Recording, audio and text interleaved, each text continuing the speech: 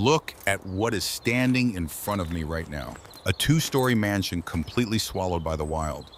The roof has collapsed in at least four places, and through those gaps, you can see the Tennessee sky pale blue, indifferent, as though it has been watching this place fall apart for decades and decided long ago that it was none of its business. The windows are empty, not broken, not cracked empty, as though the glass was removed deliberately, as though someone took the time to pull every pane out before they left, before whatever happened here happened. The wooden siding has rotted through in long vertical strips, and where the wood has given way entirely, the old stone underneath shows through like bones through skin. Vines have climbed every surface, not thin decorative vines, thick, woody, muscular vines that have wrapped themselves around the porch columns and the window frames and the remains of what must once have been a beautiful front balcony, as though the land itself made a decision at some point that this building belonged to it now and was in the slow process of pulling it back under. The front door is still there, hanging slightly open, not invitingly, more like it has given up on being fully closed and simply stopped trying. And then there are the cars, 11 of them, distributed across the property in a way that makes no immediate sense. Some near the front gate, some along what used to be a gravel path running toward the side of the house, some deeper in the overgrown yard where the grass has grown so tall and so dense that only the upper halves of the vehicles are visible, protruding from the green like the heads of animals that went to sleep and never woke up. A Ford from the early 1940s sits closest to the entrance, its body so thoroughly consumed by rust that the metal has turned the color of old brick, its original shape still recognizable only by the curve of the fenders and the long flat hood. Beside it, a Chevrolet Bel Air from the mid-1950s. The roof has caved inward from decades of rain and the weight of seasons collapsing the body down onto itself, the way a souffle collapses when you open the oven door too soon. Further back, a cargo truck whose cab has been colonized by a shrub growing from somewhere inside the engine compartment, branches pushing outward through the windshield frame in every direction, as though the truck gave up being a vehicle and decided to become a planter instead.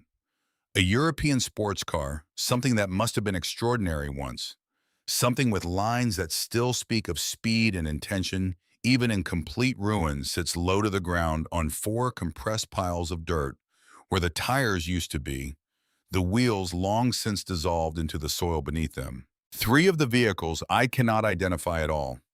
The rust and the vegetation have been so thorough, so absolute in their work, that the original makes and models have been erased completely. They are shapes now, suggestions of automobiles slowly becoming indistinguishable from the landscape. And at the back of the property, almost hidden, almost completely absorbed by the trees that have grown up around them.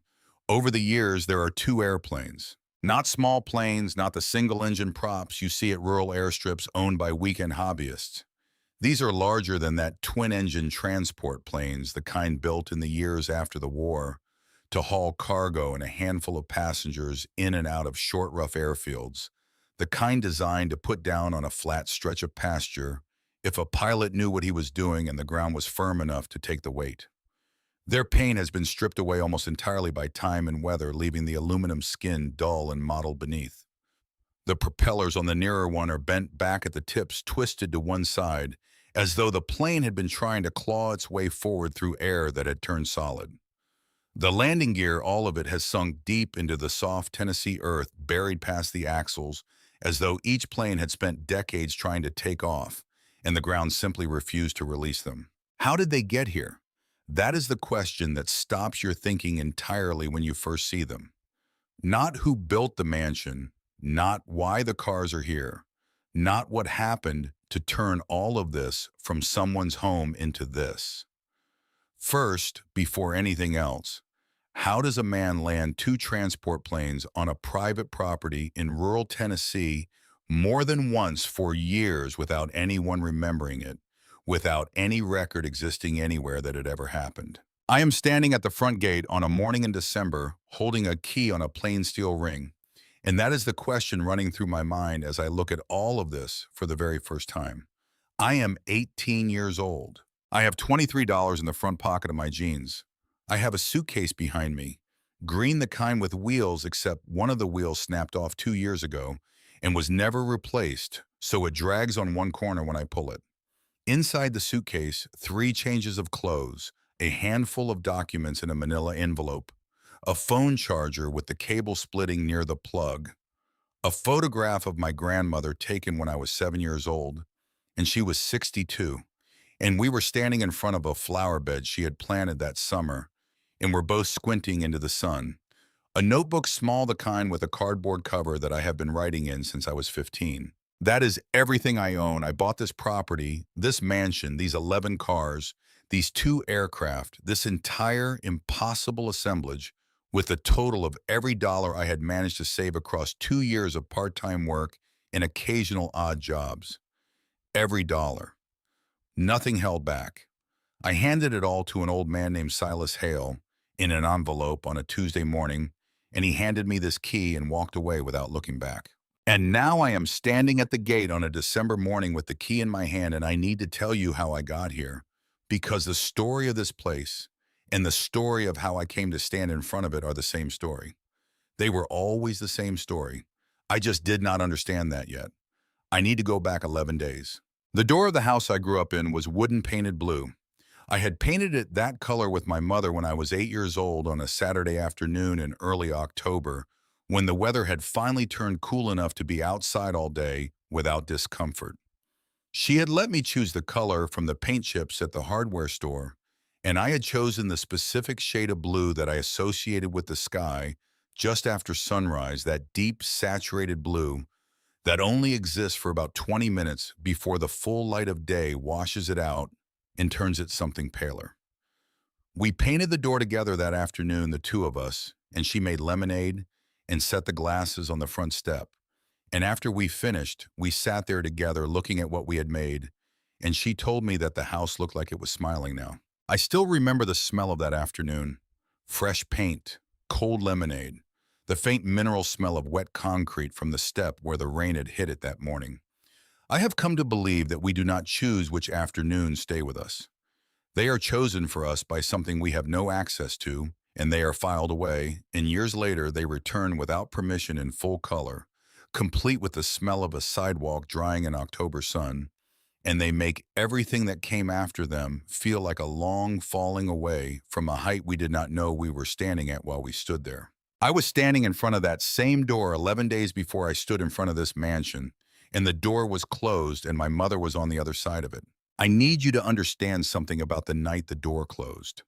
I was not surprised. That is the hardest part to explain to someone who has not lived inside a situation like ours. The way the thing that finally happens, the thing that breaks everything open, is never actually a surprise when it comes.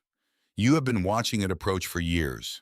You have felt it in the silences at the dinner table that lasted too long, in the way certain rooms in the house changed their atmosphere, when certain people entered them, in the pattern of glances exchanged over your head when adults think you are not paying attention.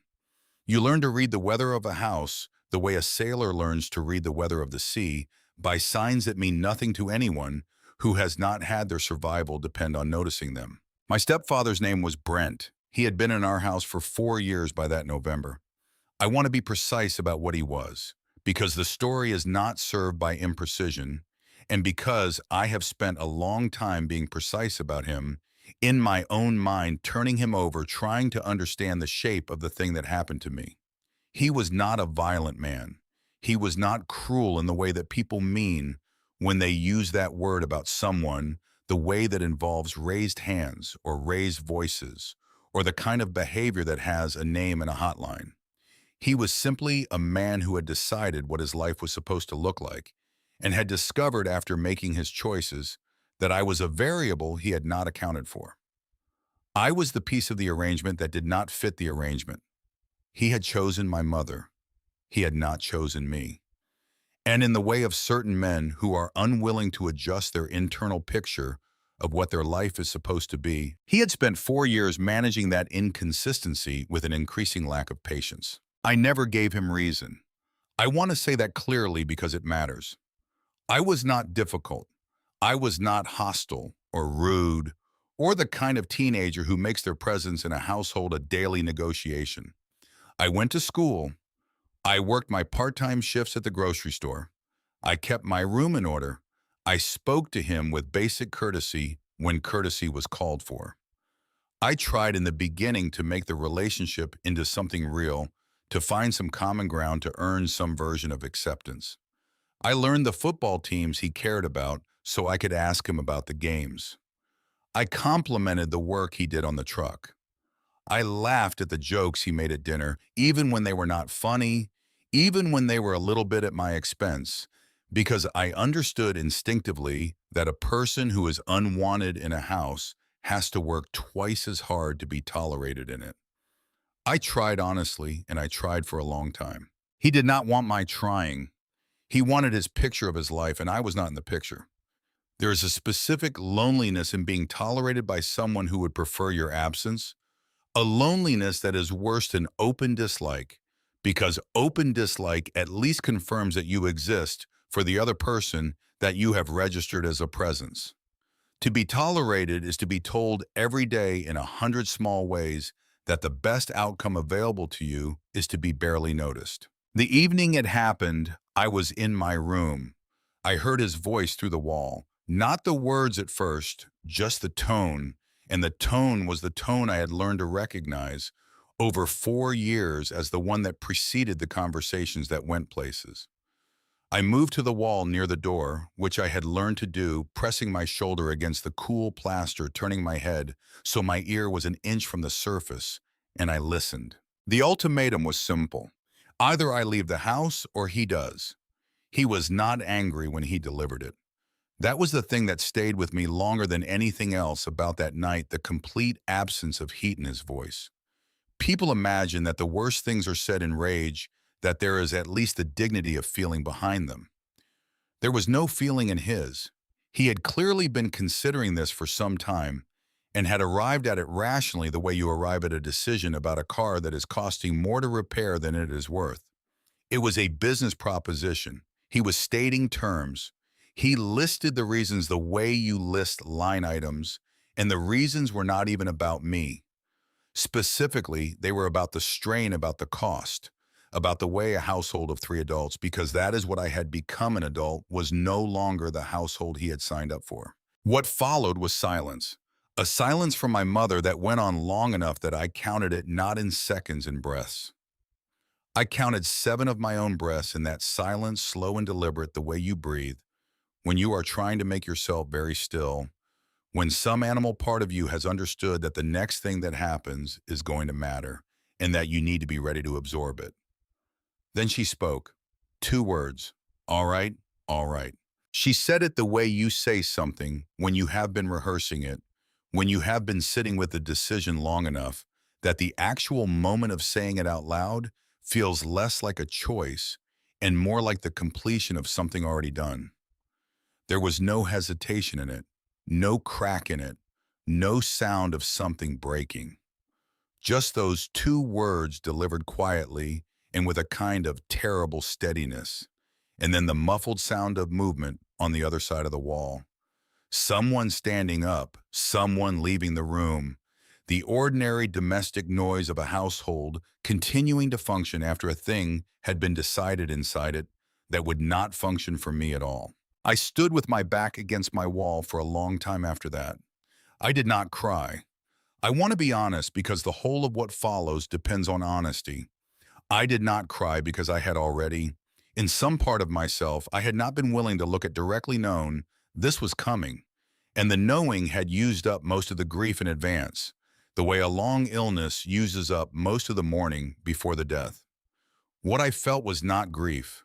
What I felt was a strange, cold clarity, like a window had opened somewhere and let the temperature of the truth into a room that had been kept artificially warm for years. The next morning, she called me into the living room.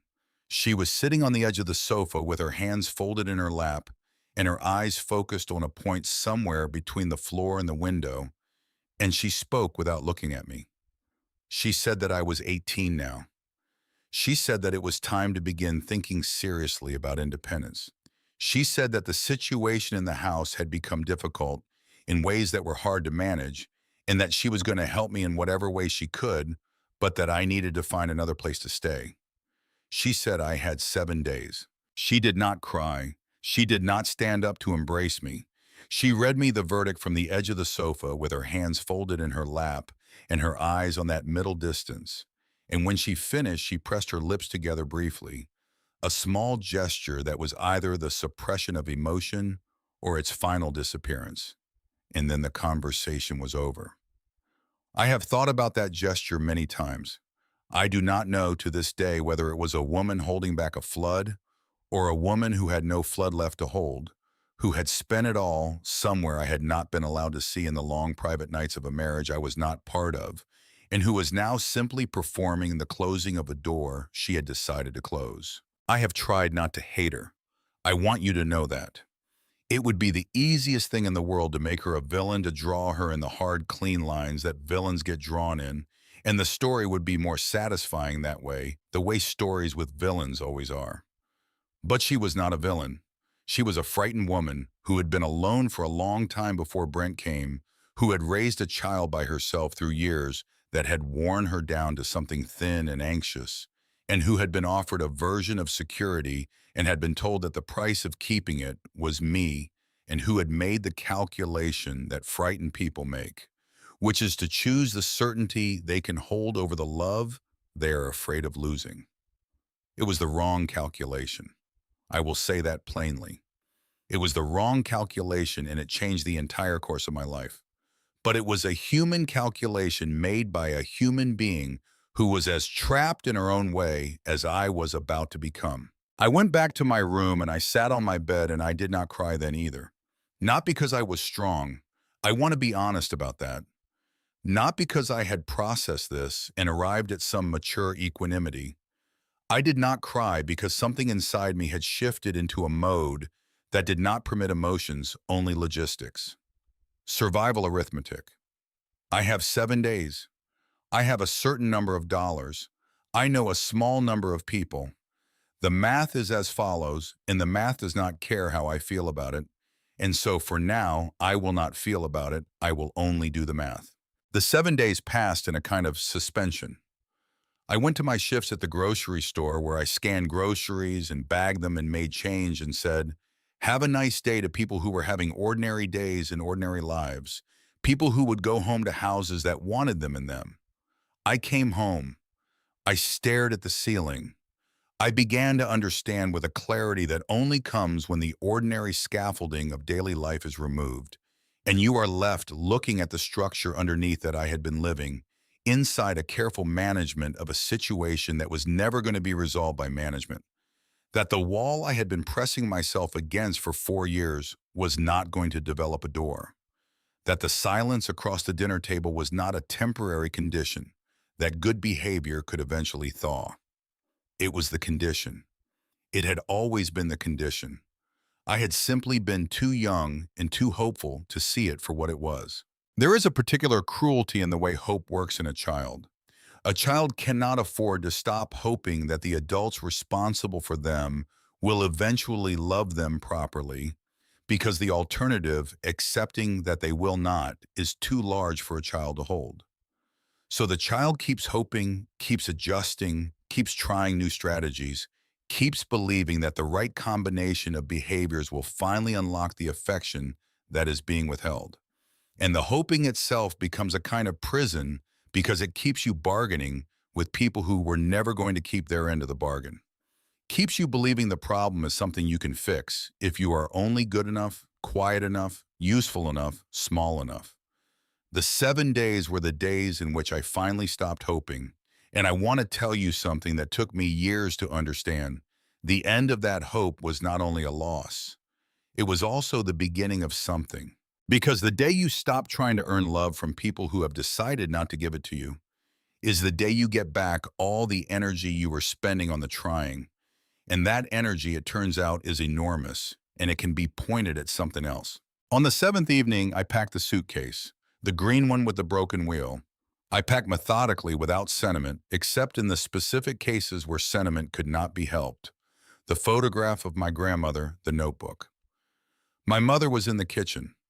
I could hear the television in the back of the house, and I could smell the coffee that had been brewing, and had sat too long and was beginning to turn bitter the way coffee does after the first hour.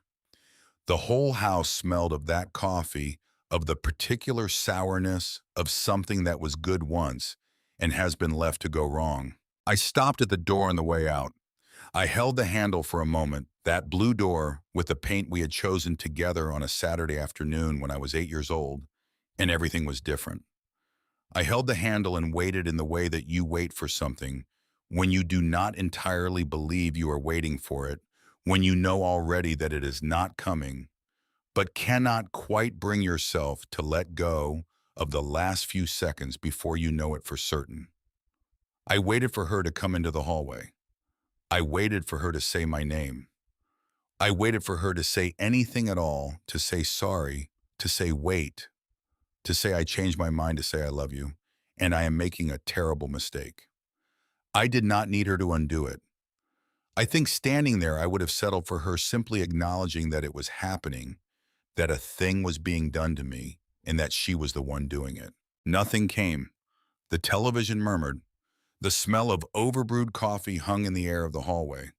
I closed the door behind me. I pulled the suitcase down the front steps. It caught on the bottom step, the broken wheel dragging at the wrong angle, and I had to tilt it to get it moving. I went through the front gate, and I walked down the block, and then I kept walking in no particular direction because I had no particular direction to walk in. The streetlights were coming on. It was December, but Tennessee December, mild and damp, the air heavy with the smell of wet leaves and somebody's wood smoke. Christmas lights were strung along some of the porches. Through some of the windows, I could see the blue flicker of televisions, the warm gold of lamps, the silhouettes of people moving through their evenings, and I understood for the first time with my whole body that a window with a light in it is a different thing depending on which side of it you are standing on. I ended up at a bus stop 6 blocks from the house. It was a metal bench with a plastic roof and a schedule mounted to the post that nobody was reading. I sat down with the suitcase between my feet, and I looked at nothing for a time I could not measure. Buses came and went. The doors opened and closed, and people moved around me like water around a stone. And I sat there not moving in the particular stillness of someone who has run out of the ordinary reasons to move. A man got off one of the buses and asked me if I was all right, and I said I was fine, and he looked at me for a second too long, and then decided to believe me because believing me was easier, and got into a car that was waiting for him and was driven away into a life that had a destination in it. I thought about my grandmother who had died when I was 11 and who would have been furious about this if she had known. She had been the one warm thing in my early childhood, a big, slow woman who smelled of the cigarettes. She was always trying to quit, and the bread she baked when she did, who had a way of looking at you that made you feel like the most important fact in the room. She had told me more than once that I had something in me, that I was not like the other children in the family, that I noticed things that I should never let anyone make me believe that noticing things was a fault. I thought about my English teacher in junior year, a tired, kind woman named Mrs. Caldwell, who had written on one of my essays that I had a voice for writing and that I should do something with it, and who had said it to me again in person, leaning down over my desk so the other students would not hear, as though she were passing me something valuable that needed to be kept secret. I thought about the fact that I had $23 and no place to sleep, and that tomorrow was a work day, and I needed to be at the grocery store by 7 in the morning, regardless of where I slept tonight, because the alternative to the 7 o'clock shift was no shift at all, and the alternative to the shift was no income, and the alternative to income was a mathematics that I was not willing to do yet. And then I thought something that surprised me even in the moment of thinking it. I thought if I do not do something completely different right now, if I do not break some pattern or some logic or some obvious expected path, I am going to disappear. Not in a dramatic way, not in a way anyone will mark or mourn. I am going to disappear in the quiet way, the invisible way. I am going to become one more person that life moved over without slowing down, without noticing, without leaving any record that I was ever here at all. I had seen those people. Everyone has. They are the ones who get processed by the systems that catch falling people, the shelters, the temporary arrangements, the couches, the programs, and who are kept alive by those systems but never lifted by them, who go from one provisional situation to the next provisional situation for years until the provisional becomes permanent. And the becoming was so gradual that there was never a single day on which anyone, including the person themselves, could have said, "This is the day it became permanent. This is the day she disappeared." That thought frightened me more than the $23, more than the 7 o'clock shift, more than the suitcase with the broken wheel. The material problems were real, but they were finite. They had edges. You could, in principle, solve them one at a time. The disappearing had no edges. The disappearing was the kind of thing that happened to you while you were busy solving the material problems one at a time. And by the time you looked up from the solving, it had already happened. A woman named Sylvie Barton had worked the same shift as me at the grocery store for about 6 months. We were not friends exactly, but we were something in the category adjacent to friendship. The kind of relationship that develops between people who spend enough hours standing near each other in fluorescent light that a certain ease develops out of sheer proximity. She was 24, lived in a one-bedroom apartment 20 minutes from the store, and when I called her that evening, standing at the bus stop with my breath fogging in the cold and my voice doing its best to sound like a person who had a plan, and told her what had happened, she said she had a couch and I could have it for 3 days. The way she said it was the way people say things when they are doing you a favor and want that fact understood not unkindly but clearly. 3 days to figure out your life. I said thank you, and I meant it more than the words could carry, and I dragged my suitcase across town to her apartment, the broken wheel catching on every crack in the sidewalk. And she buzzed me up and made room on the couch and gave me a spare blanket that smelled of her detergent. And I lay there in the dark, listening to the small sounds of someone else's home, the refrigerator cycling on and off the upstairs neighbor's footsteps, the occasional car passing on the street outside, and I thought about the disappearing. I thought about it the way you think about a predator you have seen in the distance and know is now aware of you. I was not going to outrun it by doing the sensible things. The sensible things were the path it expected. The sensible things were how it caught you. The next morning I went to work. The morning after that, I went back. I bagged groceries and made change and said, "Have a nice day." And underneath the surface of the ordinary tasks, my mind was running constantly, turning the problem over, looking for the unexpected move, the thing that was not on the path. On the third morning during my lunch break, I walked to a newsstand 2 blocks from the store. The man who ran it, Mr. Aldridge, a man in his early 70s with white hair cut close to his head and the permanently squinting expression of someone who has spent many years reading small print and changing light, had never said anything about the fact that I stood at his counter reading the newspaper without buying it. He never said a word. He simply watched me with that squint, occasionally rearranging something on the counter, occasionally greeting a customer, and left me to it. I was grateful for that in the way you are grateful for small dignities when large ones are not available. There is a kind of kindness that costs nothing and announces nothing that consists entirely of declining to make someone feel worse than they already do, and it is more valuable than people who have never needed it understand. I was standing at that counter on the third day running my eyes down the classified section of the local paper when I found the advertisement that would change everything about my life. I want to be careful about how I describe this because the temptation in retrospect is to make the moment of discovery larger than it was to surround it with significance that was not perceptible at the time. The truth is that when I first read it, I only knew that something about it was different from everything around it. The ad was short. Most of the classifieds on that page were dense with information, square footage, number of bedrooms, price per square foot distance from schools and highways in commercial centers.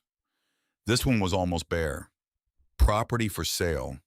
Rural 14 miles east of Clarksville. Large structure, serious repair needed. Price negotiable for reasonable offer. And then at the bottom, a single line that no other advertisement on that page had. We do not answer questions about the history of this place, I read it 3 times. That last line.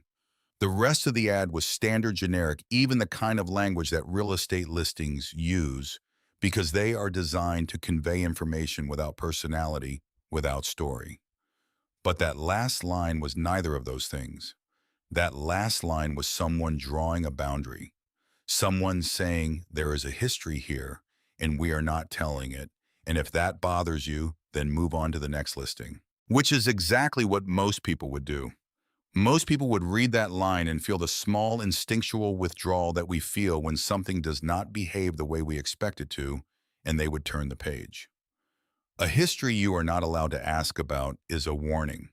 Everyone knows this. It is the structure of every story your body has ever been told about danger. But I was not in a position to be warned off. I was in a position where the things that warn ordinary people away were for me simply the markers of places ordinary people had already decided they did not want. And a place that ordinary people had decided they did not want was for someone in my exact situation the most interesting kind of place in the world. Because it was the kind of place no one would fight me for. I stood at the counter and pulled out my phone and typed the address from the ad into the search bar. No useful results. I searched the phone number. Nothing. I opened a local community group on social media that I had never looked at before and typed the address into the search field. The photograph that appeared in the results had been taken from a distance with a camera that was either old or held by unsteady hands, from a position that suggested the photographer had been unwilling to get any closer than the edge of the road. Despite the distance and the blur, what the photograph showed was enough. A mansion, not a farmhouse, not a large suburban property, a genuine 2-story mansion with stone facing and a broad front porch and windows whose arched frames were visible even through the overgrowth that had covered most of the structure. The roof was partially visible, partially collapsed. Trees had grown up through the interior in at least 2 places, their upper branches emerging through broken windows like arms pushing through from the inside. The front gate, wrought iron, elaborate of the kind that is made to last centuries, stood at an angle that suggested it had not opened fully in many years. And in the yard, even in the blurred photograph taken from the road, you could see them. Shapes that were wrong for the landscape. Too angular, too symmetrical, the wrong kind of decay for anything organic. Vehicles, many of them more than made any sense for a residential property. And at the far edge of the frame, almost out of the photograph entirely, 2 shapes that were larger than the vehicles. Different in a way that my brain processed and then processed again before arriving at the conclusion that did not seem possible. The comment section beneath that photograph was extensive. One person wrote that their grandfather used to say nobody could stay on that property for more than a week before something drove them away. Another wrote that the place had been cursed since the 1960s, and everyone in the county knew it. Someone else said a whole family disappeared there once and was never found. Another commenter wrote that the county had condemned it and was planning to demolish it soon. A woman wrote in capital letters, all of them the way people write. When they want you to understand they are not being casual, do not buy that place for the love of God. Do not buy that place. I read every comment, and as I read them, I noticed something happening in my chest that I had not expected and did not immediately recognize. It was not fear. It was not the opposite of fear exactly, but it was something that pushed against fear, something that was making room for itself in the space where fear would normally be. It was recognition. I looked at that blurred photograph at the collapsed roof, the empty windows, the overgrown yard, the impossible shapes at the back of the property, and what I saw was not a haunted house. What I saw was a roof, 4 walls, a structure that existed that was still standing despite everything that had tried to bring it down in a place where no one else wanted to be. A place that no one was going to fight me for. A place that no one was going to hand me a 7-day notice to leave. I had spent my whole life in spaces I was permitted to occupy at someone else's discretion, spaces I could be removed from by someone else's decision. And here was a thing that no one else wanted, that the entire county had agreed to be afraid of. That was therefore, for that exact reason, available to be wanted by someone who had nothing left to lose, too. I looked at that photograph for a long time. Then I wrote down the phone number from the ad in the margin of my notebook. I called the next morning at 7:15 before my shift started, standing outside the entrance of the grocery store with the phone pressed to my ear and the cold December air making vapor of my breath. The phone rang 8 times. 9. I was preparing to end the call when someone answered. The voice was a man's. Old, not frail, but aged in the particular way of a voice that has been used for many decades and has settled into its final register, low and unhurried, with a flatness to it that was not unfriendly, but was completely without expectation. He said hello the way a person says it when they are genuinely surprised that the phone rang. I asked about the property and the advertisement. He was silent for a moment. Then he asked me whether I had read the part about not answering questions about the history of the place. I told him I had read it and that I was not calling about the history. I was calling because I needed somewhere to live. I told him I was 18 years old. I told him I had been working part-time for 2 years and had saved every dollar I reasonably could, and that the total of that saving was everything I had, and that I was willing to put all of it toward this property if the price was in the range. There was a pause. Not the pause of someone deciding more, like the pause of someone recalibrating, adjusting to an input they had not anticipated. I have come to understand much later exactly what was happening in that pause, what he was hearing in what I had said, and how completely it differed from what he had heard from everyone else who had ever called about that ad. But I did not understand it then. Then it was just a long quiet on the line, and the sound of his breathing, and the cold air on my face. He asked if I was willing to see the property in person before any agreement was made. I said yes. He told me to come the following morning at 10 o'clock. He told me that if I came and saw it in person and still wanted to go forward, the property was mine for what I had. That evening, I told Sylvie, who looked at me with an expression that contained elements of genuine concern, a degree of pity, and the specific resignation of someone who has assessed a situation, concluded that the outcome is going to be bad, and accepted that there is nothing useful left to say. She asked me if I was out of my mind. I said probably. She asked me what I knew about the place, and I told her the truth, which was almost nothing. And she said that buying a place you knew almost nothing about, with every dollar you had, was the kind of decision that ruined people's lives. And I told her that my life had already been ruined by people making careful, sensible decisions, and that I was curious to see what would happen if I made a reckless one. She did not have an answer for that.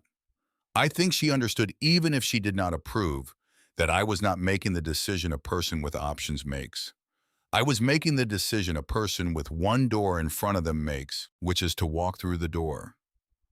I went to sleep on her couch with my heart moving faster than it should have been, and the feeling in my chest that I still could not name, and the address written in my notebook. The next morning, I took 2 buses and walked a mile and a half down a gravel road that the county had apparently not maintained in years, the surface rutted and edged with tall, dry grass that whispered against my jeans as I walked. I had dressed carefully, not because I expected formality, but because I understood instinctively that this was a moment that deserved a certain kind of presentation, that the way I appeared at that gate would communicate something about who I was and what I intended, and that I wanted for once in my life to control the thing that was communicated about me. I came around a bend in the road and the property came into view, and I stopped walking. I had seen the photograph. I had spent time looking at that blurred image, turning it in my mind, trying to prepare myself for the scale of what I was going to find. The preparation had not been sufficient. The gate was larger in person than it had appeared in the photograph. The ironwork was elaborate, not decorative in the way of iron gates on expensive modern properties, where the ornament is applied to a functional structure, but elaborate in the deeper sense where the ornamentation and the structure are inseparable, where someone once spent serious time and serious money on the design because they believed the entrance to a place should tell you something true about what was inside. The iron had oxidized to a dark reddish brown, and ivy had wrapped itself through the filigree so thoroughly that pulling the two apart would have required more force than aesthetics deserved. And behind the gate, the mansion. Even in ruin, it had a presence that made me slow down before I could think about why. The stone facing of the lower story, a pale gray limestone rough cut but precisely fitted, had endured better than anything else on the property. Where everything wooden had rotted or warped or collapsed, the stone had simply aged, acquiring stains and moss, in a patina of time that made it look not damaged but ancient, the way certain things look better for having survived. The arched window frames of the upper story still trace clean curves against the sky. The remains of the front porch still suggested the proportions of what must have been a genuinely graceful structure. The columns, even wrapped in vines, were still true vertical, still carrying the line they were meant to carry. Someone had built this place knowing what they were doing. That was the thing the photograph could not convey, the thing that only became apparent in person in the body standing in front of it. That underneath the ruin was an intention so coherent, so completely realized that decades of abandonment had not been able to erase it. A badly built thing falls apart and becomes formless. A well-built thing falls apart and remains in its falling a record of how good it was. This was the second kind. Silas Hale arrived 15 minutes after I did, driving a truck that had its own argument with time. He was a man somewhere in his late 70s, with white hair gone thin, and a face that had the compressed, precise quality of someone who spent most of their life outdoors doing work with their hands, making the small, constant adjustments that physical labor teaches. He moved slowly, but not unsteadily, the way strong men move when their strength has finally begun to be metered out rather than spent freely. He wore a jacket that had once been the kind men wore to church or to meetings of local significance. Dark green wool, now soft and slightly shapeless from many years of use. He carried the gate key on a ring of worn leather. He opened the gate without ceremony and gestured for me to enter. We walked through this property in silence. He did not narrate, he did not explain. He opened doors, indicated spaces with a brief movement of his hand, moved through rooms with the efficiency of someone performing a necessary task, rather than showing off a place they were proud of. The front room, what would have been the parlor, had a ceiling that had partially given way, letting in rectangles of gray winter sky, and with them, whatever weather the winter brought. The kitchen still held a cast iron range pushed against the far wall, and on that range there was a pot, a large cast iron pot. Its interior blackened by years of use, and then years of nothing, sitting on the cold surface, as though whoever had last used it simply stepped out for a moment and was expected back shortly. Two bathrooms on the ground floor, both comprehensively taken over by moss and moisture. A staircase of heavy oak that sounded under our weight like a series of very old decisions being tested. I noticed climbing it that the steps were not even. Not damaged, uneven, not warped uneven, but built uneven. Each tread a slightly different depth and height from the last, so that you could not climb them at an automatic pace, could not let your body do the climbing without your attention. I noticed it and filed it away as one of the small strangenesses of an old house, and did not understand then that it was a message, that everything in this house was a message, and that I had just begun to read the first sentence of something that would take me months to read to the end. Upstairs, 3 bedrooms, 2, with a ceiling in compromised condition, a small room that might once have been a study, and then, at the end of the upper hallway, a door that opened into a library. The shelves were still there, floor to ceiling, covering 3 walls built from the same dark oak as the staircase and constructed to a standard of craftsmanship that time had not managed to dishonor.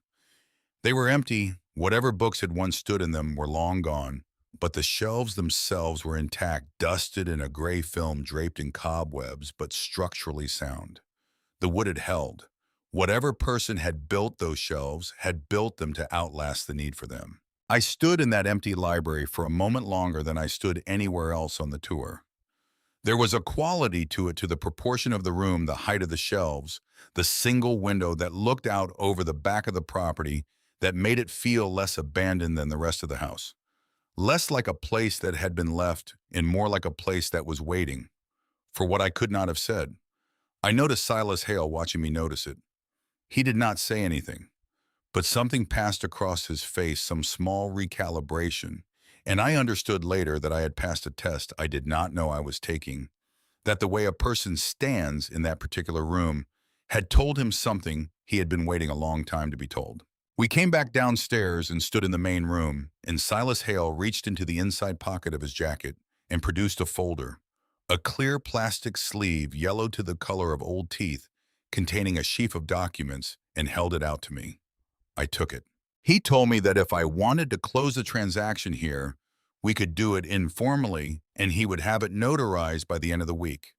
He said this without looking at the folder, without looking at the documents, with the specific detachment of someone who has already made their own peace with an outcome and is now simply waiting for the formalities to catch up. I stood in the middle of that ruined room with the winter light coming through the empty windows and the sound of wind moving through the structure, through all the gaps and openings that time had made in it.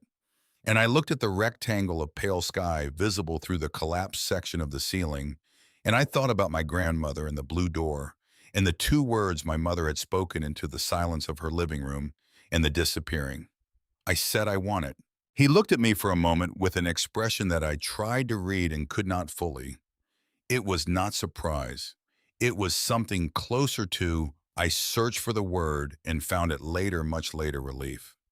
The deep, specific relief of someone who has been carrying a weight for a very long time and has finally found someone willing to take it from them.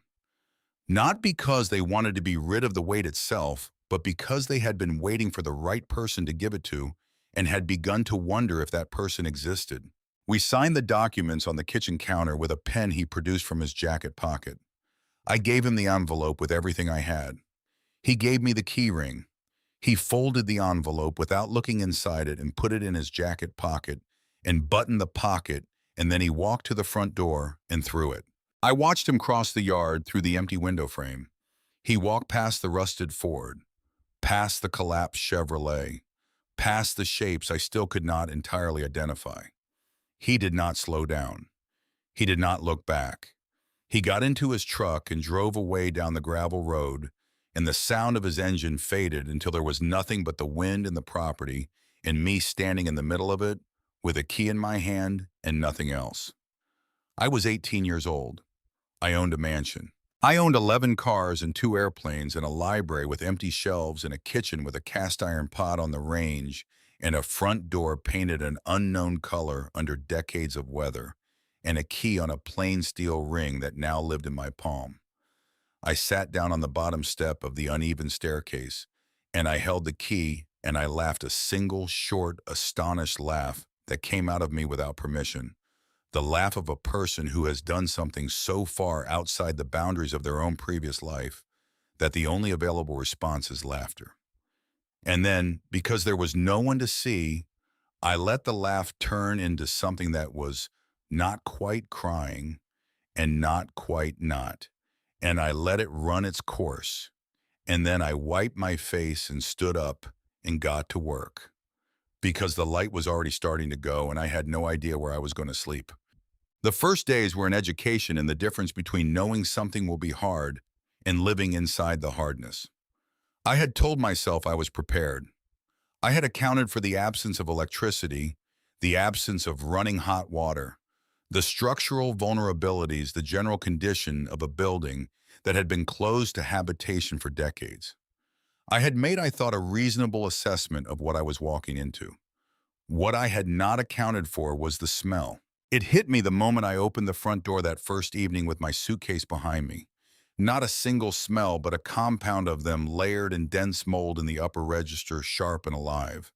Below that, the slower, lower smell of wood in the process of returning to organic matter. Below that, earth and moisture and whatever lived in the earth and moisture. And below all of that, something I could not identify for weeks. Something that had no name, I knew that I eventually came to think of as the smell of accumulated time. The smell of what accumulates in a closed space over decades, every season, that passed through every change in temperature and humidity, every process of growth and decay that occurred in the absence of human attention, sealed and layered, compressed into a presence so thick it was almost physical. I stood in the doorway with that smell pushing against me, and I breathed it in, and I thought, this is what I chose. And I took a step inside.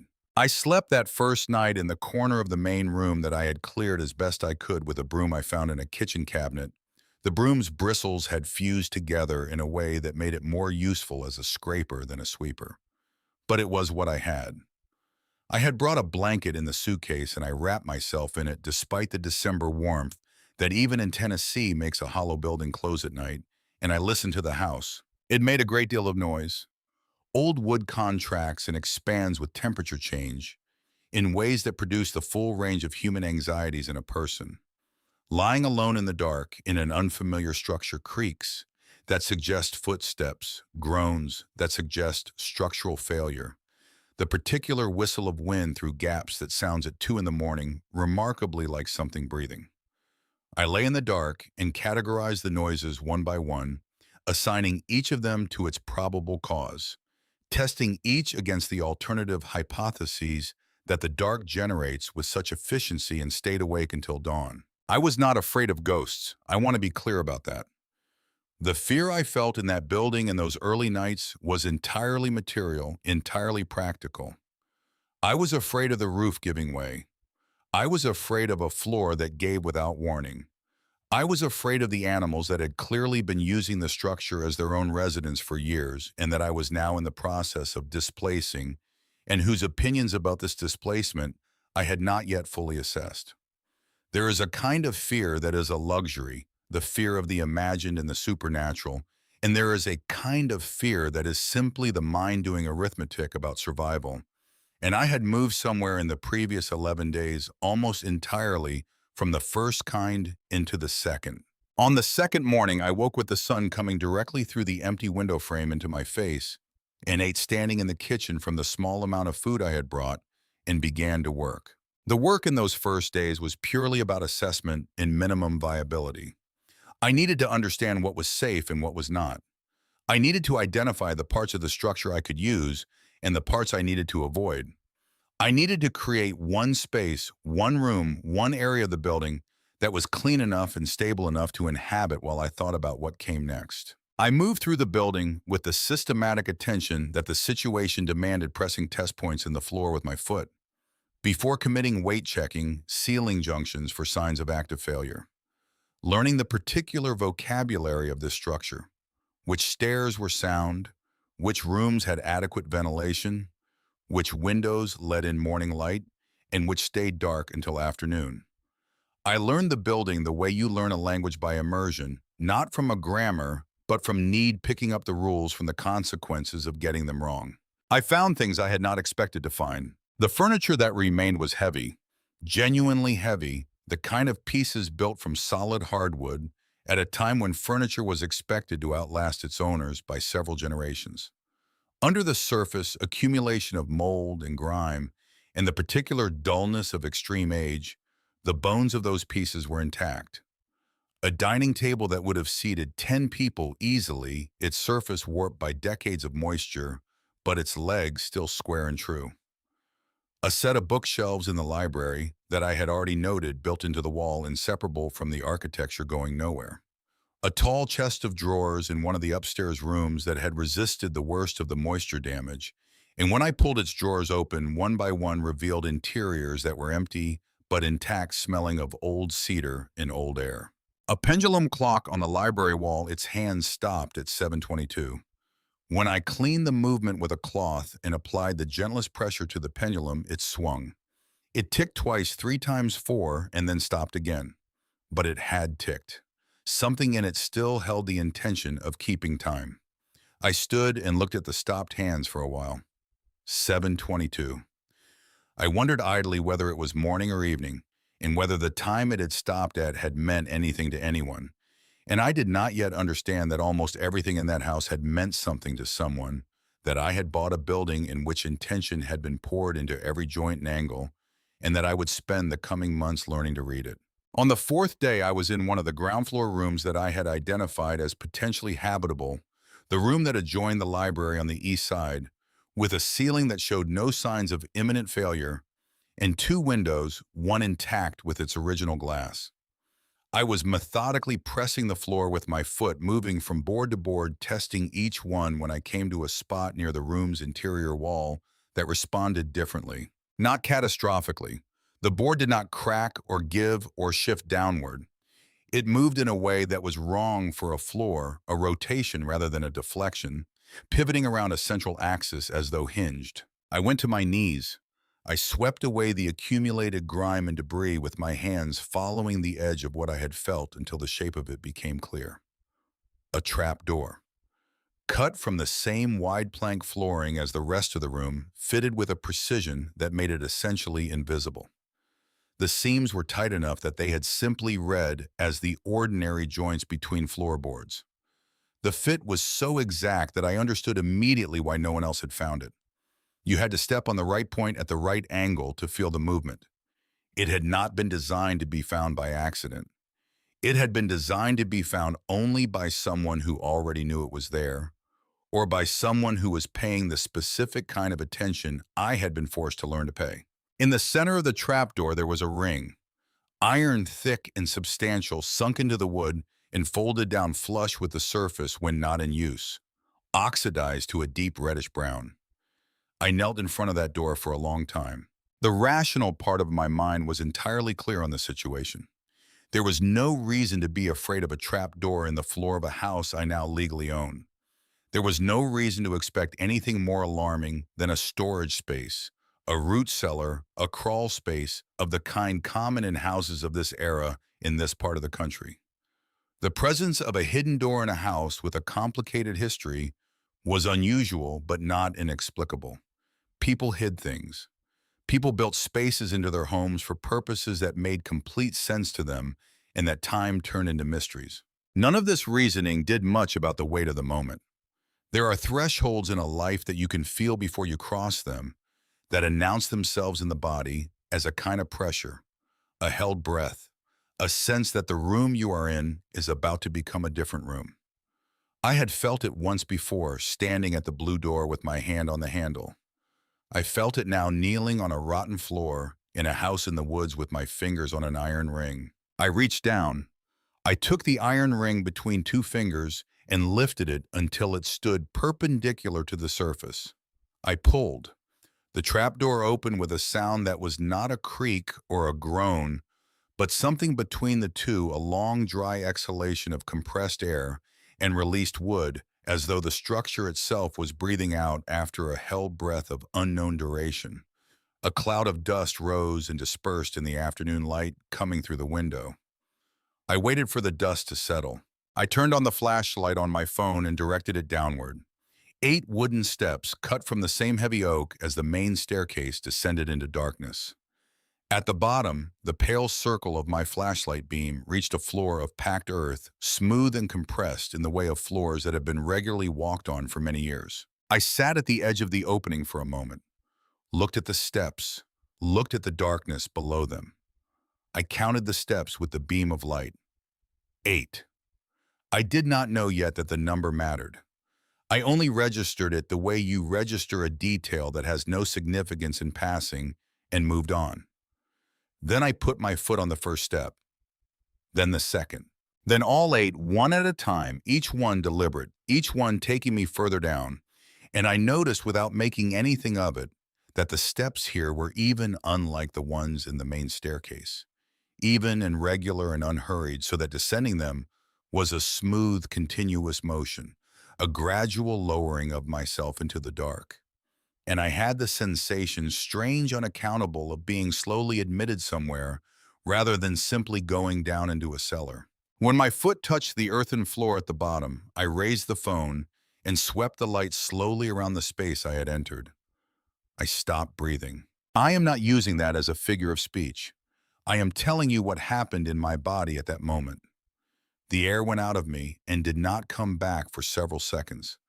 Because what the light was showing me on those stone walls, on every stone wall, from the packed earth floor to the dark wood ceiling, was not what the rest of the house had prepared me for. There were paintings everywhere.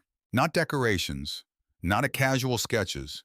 Paintings, enormous, finished gallery-quality works, executed with a mastery that was visible even in the dancing light of a phone flashlight, even through the years of undisturbed air. Human figures rendered with an expressiveness that made the faces seem in the first disorienting moment to be looking back at me. Landscapes with a depth of perspective that seemed impossible, given that they had been created in this darkness, this silence, this absolute separation from any natural light. Scenes whose narratives I could not immediately decode, but whose emotional weight arrived before understanding, did landing somewhere in the chest before the mind had assembled enough information to know what it was feeling. Some of the works were framed and hung with care on the walls. Others were stacked against each other along the lower perimeter of the space wrapped in cloth that had yellowed but held together. Others were rolled into leather cylinders, each one bound with cords stored on wooden shelves that ran the full length of one wall. Dozens of works, scores of them, perhaps more. And in the center of the room, a work table, wide and low built from the same dark oak as everything else in this house. Its surface so layered with dried paint of so many colors that it had become its own kind of painting, a record in compressed stratigraphy of everything that had ever been created in this space. On the table, brushes hardened in glass jars, tubes of oil paint crimped and dried, their caps fused in place. Wooden palettes crusted with the crystallized memory of 100 color combinations. Notebooks, several of them, their covers made from soft brown leather that had dried and stiffened with age. Letters bundled with cords still in their envelopes.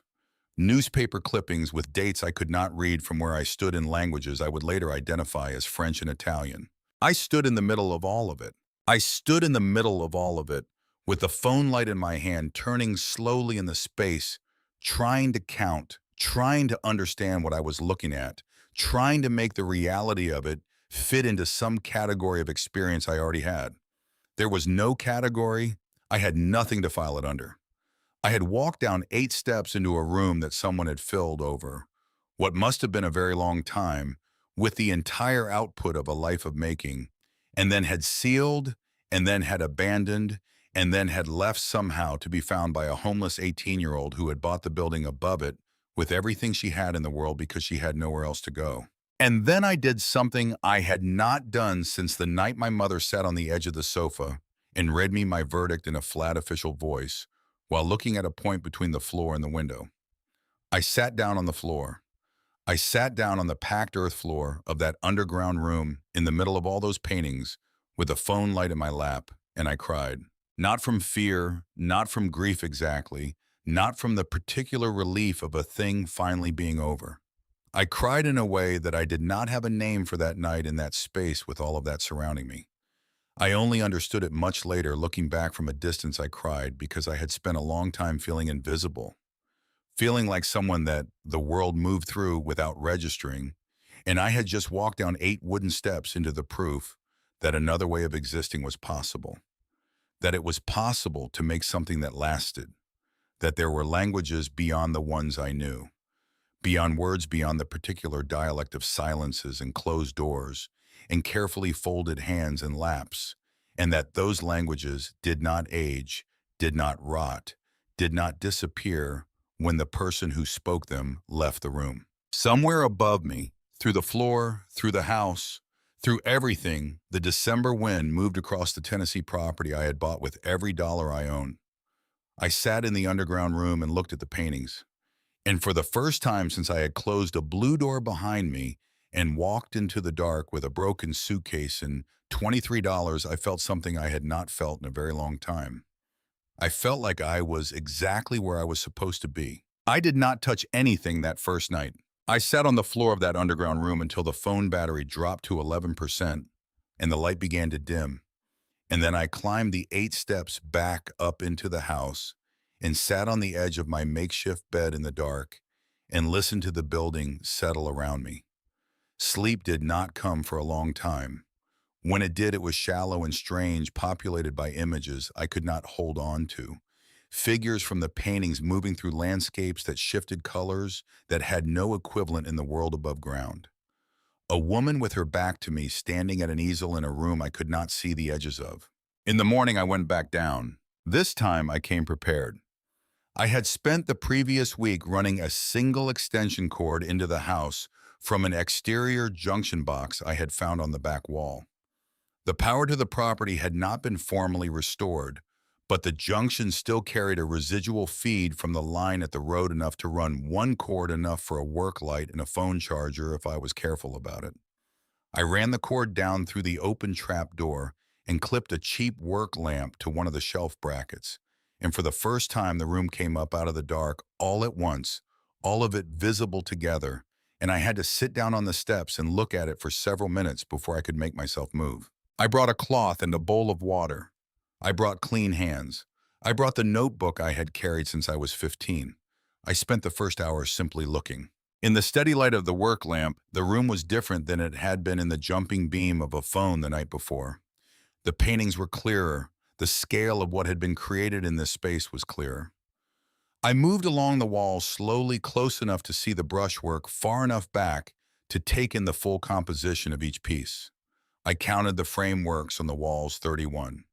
I counted the work stacked in the cloth wrappings along the perimeter. I stopped at 47 when I realized I had lost track, and started again, arriving at 52 this time, and still not certain. The rolled cylinders on the shelves, I counted 31 of those as well, though some of the cylinders were larger than others and might have contained more than one work. Over 130 paintings in a room that no one had entered in decades, created by someone whose name I did not yet know. I picked up the first notebook from the work table.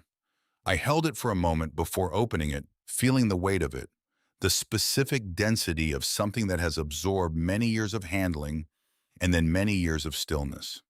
The leather cover was dry and faintly cracked, the way leather gets when it has been through many seasons without care. I opened it carefully with both hands, applying the least pressure at the spine that would allow the pages to lie flat. The handwriting was small and precise and consistent, not the handwriting of someone performing neatness, but of someone for whom care in writing had become automatic, had been practiced long enough that it happened without effort, the way breathing happens. The letters were slightly forward-leaning, not dramatically, but enough to suggest someone who moved through their thinking at speed, who had to angle the letters slightly to keep up with the thoughts behind them. In the upper right corner of the first page, a name and a date, Dorothea Ashford, September 14th, 1948. I read that name and said it quietly to myself in the silence of that underground room, and the name went into the stone walls and the packed earth floor and the painted surfaces and the dried paint on the work table, and something in the room seemed to receive it, the way a space receives the sound of its own name being spoken for the first time in a long while. I began to read. Dorothea Ashford. Dora, as she referred to herself in the journals as others, had apparently called her for most of her life, had been born in 1912 in a two-room apartment above a hardware store in Clarksville, Tennessee, the second child of English immigrants who had arrived in the United States in 1908, with the particular combination of determination and exhaustion that characterized a certain generation of people who crossed oceans because the alternative was worse. Her father, George Ashford, had been a stonemason in Derbyshire and found work as a construction laborer in Tennessee, eventually rising to the level of crew foreman on commercial building projects. Her mother, Ruth, had been a seamstress in England and was a seamstress in America, altering and repairing the clothing of people who had more than she did, and accepting this arrangement with a practicality that Dora wrote about with both admiration and a kind of gentle grief. They had built something from very little. That was the first thing Dora wrote about her parents, not their personalities, not their appearance, but the fact of what they had made from what they had been given. She wrote, they arrived with nothing that could be counted and built something that could not be taken away, which was a life where the children ate every day and knew that they would eat the next day, and this was not a small thing. This was not a small thing at all. I read that line and thought about $23 and a couch I had 3 days to use, and I understood it in a way that I do not think I would have understood it a month earlier. There is a kind of knowledge that you can only acquire by being in the situation that produces it, and the journals of a woman who had been dead for decades were that winter full of knowledge of exactly the kind I had just begun to acquire. Dora had shown an aptitude for drawing before she had words for what it was. She drew on whatever surfaces were available, the margins of newspapers, the backs of envelopes, the smooth sections of brown paper bags that had been carefully unfolded and saved.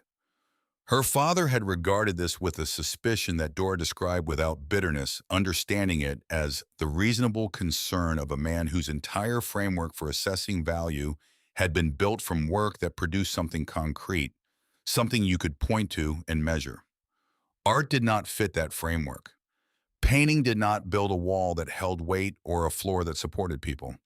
It was a thing you could not use, and so from her father's perspective, it was a thing you could not trust. But her father's suspicion had not been the same as prohibition. He had never told her to stop.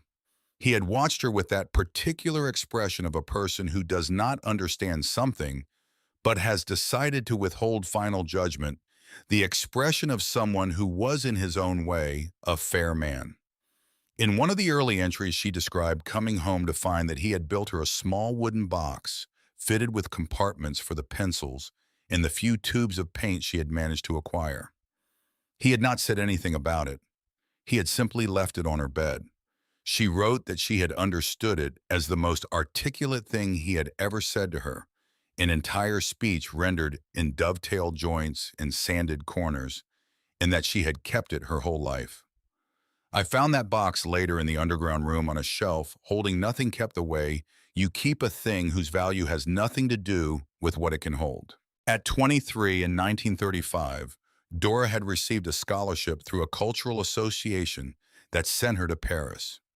3 years studying under painters whose own teachers had learned from the generation that had transformed European art in the decades before the First World War.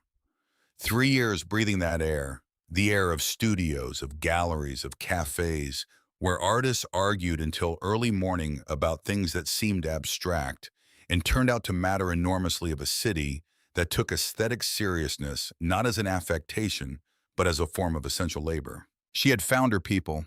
She wrote about this in the Paris notebooks, the earliest in the collection, the ones whose pages were the most fragile and whose ink had faded furthest toward invisibility, with a joy that was all the more striking for being contained, for being expressed in the measured language of someone who had learned early that visible joy invites the attention of those who would diminish it. She had found her people, and the finding had felt, she wrote, less like discovery and more like return, as though she had always known this place existed and had simply been waiting for the directions.